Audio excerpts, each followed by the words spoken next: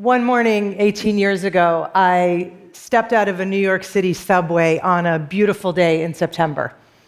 The sun was warm and bright, the sky was a clear, perfect blue. I had my 6-month-old son in one of those front-facing baby carriers, so he could see everything.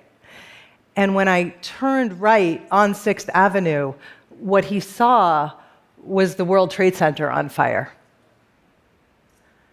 As soon as I realized that this was an attack, the first thing I did, without even really thinking about it, was to take my baby and turn him around in that carrier. I didn't want him to see what was going on. And I just remember feeling so grateful that he was still young enough that I didn't have to tell him that someone had done this on purpose. 9/11 was like crossing a border, a hostile border into dangerous, uncharted territory. The world was suddenly in this terrifying new place, and I was in this place as a new mother. I remember my thoughts kind of ping-ponging around from how am I ever going to protect this baby to how am I ever going to get some sleep? Well, my son turned 18 this year, along with millions of other people who were babies on 9/11.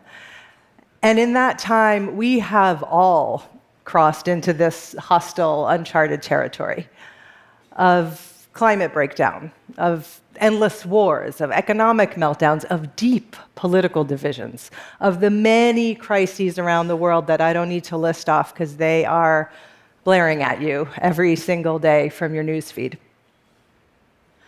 But there is something I've learned in these 18 years of parenting and in my years leading a global women's rights organization.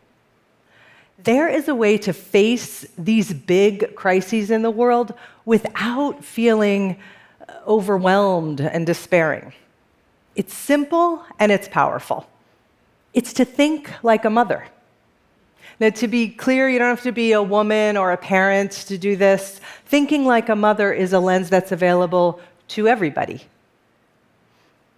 The poet Alexis DeVoe writes, "Motherhood is not simply the organic process of giving birth. It's an understanding of the needs of the world." Now, it's easy to focus on all of the obstacles to making this the world we want. Greed, inequality, violence, yes, there is all of that. But there's also the option to plant a seed, a different seed, and cultivate what you want to see grow, even in the midst of crisis. Majid from Iraq understands this. He is a house painter by trade and someone who believes deeply in equal rights for women. When ISIS invaded northern Iraq, where he lives, he worked with a local women's organization to help build an underground railroad, an escape network for women's rights activists and LGBTIQ folks who were targeted with assassination. And when I asked Majid why he risked his own life to bring people to safety, he said to me, "If we want a brighter future, we have to build it now in the dark times so that one day we can live in the light."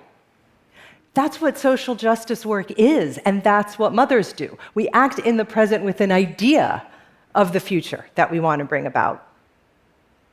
All of the best ideas seem impossible at first. But just in my lifetime, we've seen the end of apartheid, the affirmation that women's rights are human rights, marriage equality, the fall of dictators who ruled for decades, and so much more. All of these things seemed impossible until people took action to make them happen. And then, almost right away, they seemed inevitable.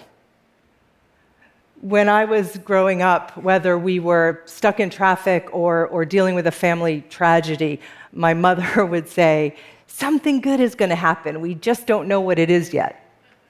Now, I will admit that my brothers and I make fun of her for this, but people ask me all the time how I deal with the suffering that I see in my work, in refugee camps and disaster zones.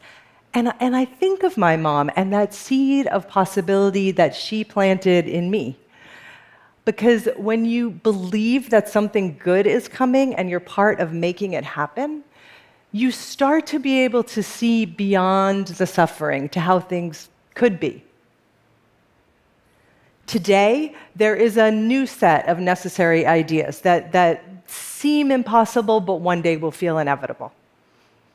That we could end violence against women, make war a thing of the past, learn to live in balance with nature before it's too late, and make sure that everybody has what they need to thrive.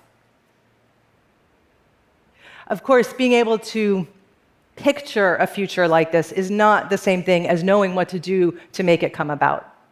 But thinking like a mother can help with that too. A few years ago, East Africa was gripped by a famine.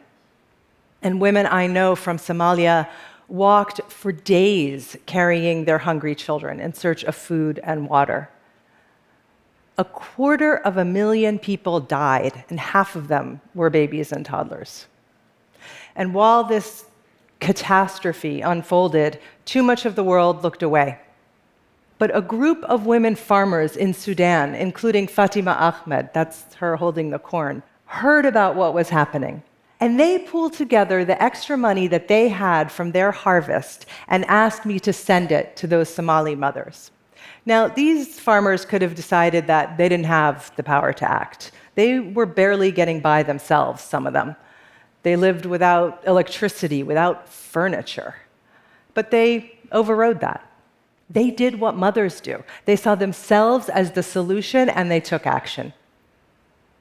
You do it all the time if you have kids. You make major decisions about their healthcare, their education, their emotional well-being, even if you're not a doctor or a teacher or a therapist. You recognize what your child needs, and you step up to provide it the best you can.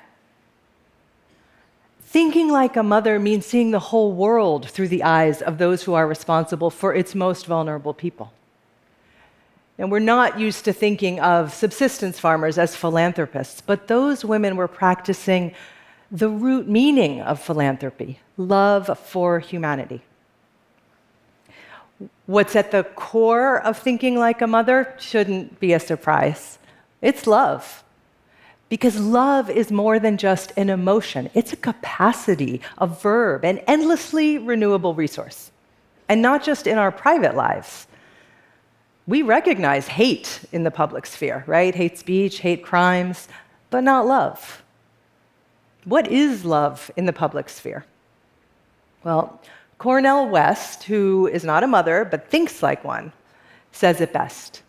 Justice is what love looks like in public. And when we remember that every policy is an expression of social values, love stands out as that superstar value, the one best able to account for the most vulnerable among us. And when we position love as a kind of leading edge in policymaking, we get new answers to fundamental social questions, like, what's the economy for?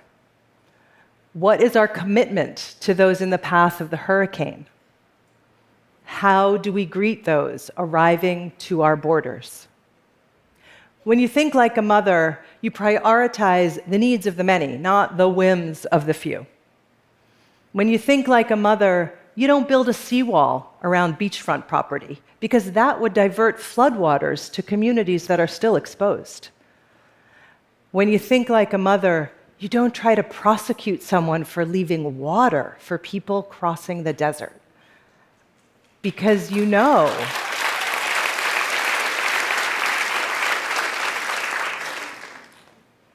Because you know that migration, just like mothering, is an act of hope.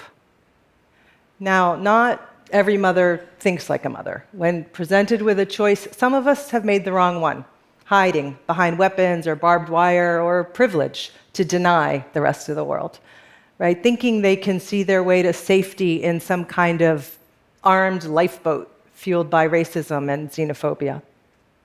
Not every mother is a role model, but all of us have a choice. Are we going to jump on that armed lifeboat or work together to build a mothership that can carry everyone? You know how to build that mothership, how to repair the world and ease the suffering. Think like a mother. Thinking like a mother is a tool we can all use to build the world we want.